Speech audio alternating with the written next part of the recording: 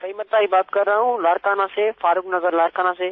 चेहरे पे बहुत दाने निकले हैं और उसके निशान भी रह चुके हैं, इसका कोई इलाज इरशाद फरमाए। हाँ, वाकई फहीम भाई है बड़ी आजमाइश है, चेहरे पे दाने हो जाना तो एक जरा सा एक दाना हो जाए तो आजमाइश होती है, बाहर निकलते आदमी शर्माता है। तो इसमें यह कि मैं एक विद आपको बताता हूँ कि या रकीबू या रकीबू या रकीबो 3 बार इसी से पढ़वा कर चेहरे पे दम करवाते रहिए, इंशाअल्लाह अज़्ज़ वजल शिफा हासिल होगी।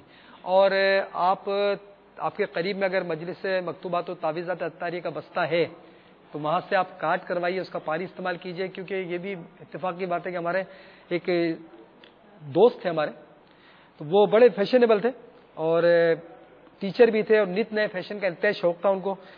खाने में बेहद एहतियात करते ताकि जिस्म जो है बेडोल ना हो जाए, हर वक्त बंद सवर कर रहना उनका खास मशगला था। ऐसे में उन्हें चिकन पॉक्स का मरज लाहिक हो गया और कमोबेश 15 दिन में सेहतियाब तो हो गए, मगर उन दानों ने उनके खूबसूरत चेहरे को बिल्कुल बदनुमा बना दिया। अब वो क्या करते, बाहर निकलते बेचारे चेहरे पे कपड़ा डालकर घूमते थे, इतने बेचारों का चेहरा खराब हो गया था, जैसे चेचक के दाने होते हैं ना, इस तरह चेहरा हो गया था। अब डॉक्टर ने बताया कि इन दानों को, निशानात को मिटाने के लिए हमारे पास कोई इलाज नहीं है।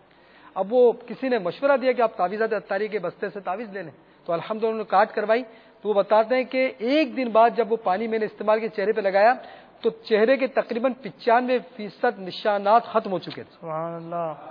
तो ये कि आप इसके साथ साथ ये भी इंशाल्लाह हासिल कीजिए, वहाँ से तावीज़ात इंशाल्लाह फ़ायदा हासिल होगा इंशाल्लाह अज़्ज़ व जल।